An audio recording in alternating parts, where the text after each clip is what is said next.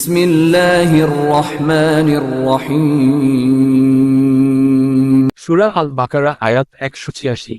আর যখন আমার বান্দারা আমার সম্পর্কে তোমাকে জিজ্ঞেস করে, তখন বলবে, নিশ্চয় আমি নিকটবর্তী।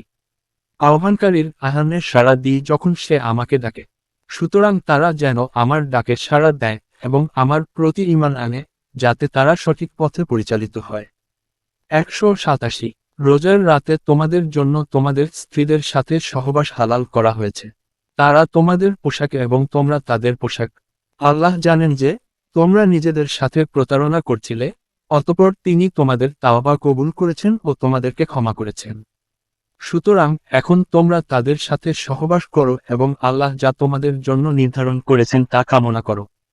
আর খাও ও পান করো যতক্ষণ না ভোরের সাদা রেখা কালো রেখা থেকে স্পষ্ট হয়। তারপর রাত পর্যন্ত রোজা পূর্ণ করো। আর তোমরা ইতিকাফ অবস্থায় থাকলে মসজিদে তাদের সাথে সহবাস করো না। এগুলো আল্লাহর সীমারেখা, তোমরা এর নিকটবর্তী হও না। এভাবে আল্লাহ তার আয়াতসমূহ মানুষের জন্য স্পষ্ট করেন, যাতে তারা তাকওয়া অবলম্বন করে। ১৮৮।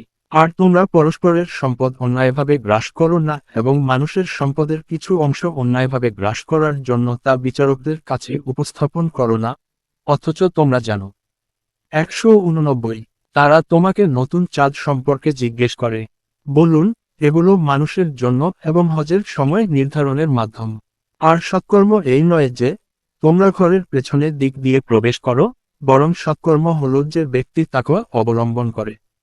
আর তোমরা ঘরের দরজা দিয়ে প্রবেশ করো এবং আল্লাহকে ভয় করো, যাতে তোমরা সফল হও।